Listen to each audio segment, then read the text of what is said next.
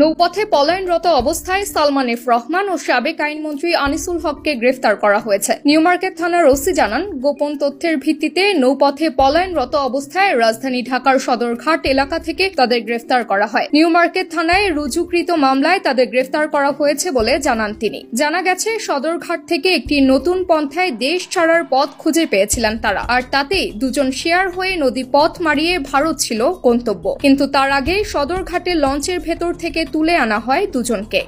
Main কেন বলছি, আপনারা জানেন যে আজকে আমাদের শেয়ার বাজার খেকু সালমান এফ রহমান এবং সাবেক আইনমন্ত্রী দুজনকেই গ্রেপ্তার করেছে আমাদের বদলে যাওয়া পুলিশ।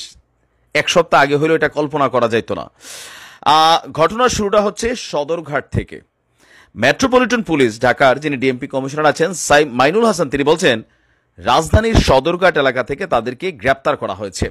নিউ মার্কেট থানায় দায়েরকৃত মামলায় সাবেক মন্ত্রী পদমর্যাদার এই দুই নেতাকে গ্রেপ্তার করা হয়। তাদের কাছে তথ্য ছিল যে সালমান এফ রহমান এবং সাবেক আইনমন্ত্রী আনিসুল হক নৌপথে পালানোর চেষ্টা করছে। নৌরুটটাকে অধিকতর নিরাপদ মনে করে ছোট্ট একটা ডিঙি নৌকা টাইপের কোনো একটা কিছু ভাড়া নিয়ে তারা সেই নৌকাতে চম্পট হতে চাইছিল ভারতে। আই ডোন্ট নো যে কিভাবে এই সদরঘাট থেকে ভারতের রাস্তা আছে, হয়তোবা একটা কন্ট্যাক্ট ছিল। তো যাই হোক, আপনার সদরঘাট থেকে যখন এই নৌকাটা একটু দূরে যায়, তখনই পুলিশের যে টহল অভিযান টিম বা যাদের কাছে তথ্য ছিল তারা আইসা সেই নৌকাটাকে ধাওয়া করে। এখন ওই যে সেই গল্পের ফিলোসফারের মতন এই মুহূর্তে অনেক কিছুই তারা জীবনে শিখছে, টাকা পয়সা শিখছে, গুটিবাজি শিখছে, রাষ্ট্রটি কিভাবে লুট করা যায়, মন্ত্রী পদমর্যাদায় বৈশা কিভাবে গুটিবাজি করা বিরোধী দলকে বা ভিন্ন মতকে পোষণ করা যায়, সাইবার আইন কইরা কিভাবে আমাদের মুখ বন্ধ করানো যায়, এরকম অনেক চিকন বুদ্ধি টুদ্ধি শিখছিল। কিন্তু একটা বুদ্ধি শিখে নাই, সেটা কোনটা? সাঁতার। আজকের দিনে ওই ফিলোসফারের মতন সাঁতারের জরুরত তারা অনুভব করছে। পুলিশ বলছে যে আপনার নৌপথে পালানোর সময় তাদেরকে অভিযান চালিয়ে গ্রেপ্তার করেছে। তো কেন নৌপথ?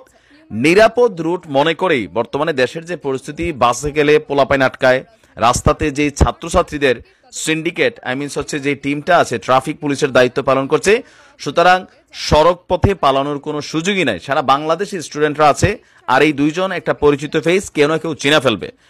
আর তো একটা চিকন বুদ্ধি কিন্তু করছিল যে যেহেতু ছাত্রছাত্রীরা আপনার রাজপথ দখল করে রাখছে, প্রত্যেকেরই চেহারা, ফেস আইডেন্টিটি দেখে বিভিন্ন জায়গায় ছাড়া হচ্ছে, কারণ পালাই যাচ্ছে দেশের নেতাকর্মীরা সব। তো সেই কারণে মনে করছে যে না, পরিস্থিতি তো খারাপের দিকে, 15ই আগস্ট ঘিরে যে প্ল্যান ছিল সেটাও ব্যর্থ হয়ে যাচ্ছে। পাশাপাশি সাবেক প্রধানমন্ত্রী শেখ হাসিনা বাংলাদেশে ফিরবেন সেটাও এখন একদম অনিশ্চিত, কারণ আর সুযোগই নাই। তার বিরুদ্ধে হত্যা মামলা দায়ের হয়েছে। আর পুলিশও যেভাবে বদলাইছে, আর পুলিশের প্রথম অ্যাকশনটাই হবে আওয়ামী লীগের সেই সকল নেতাকর্মীদের বিরুদ্ধে যারা রাষ্ট্রকে লুট করছে, সন্ত্রাসী কর্মকাণ্ড করছে। তো পরিস্থিতি যখন টোটালি আউট অফ কন্ট্রোল, তখন চিকন বুদ্ধিটা নদী পথেই করছিল। কিন্তু সারা বাংলাদেশের মানুষ যে তাদেরকে নজর রাখতেছে এই জিনিসটা বোঝে নাই। লও এবার জেলে যাও।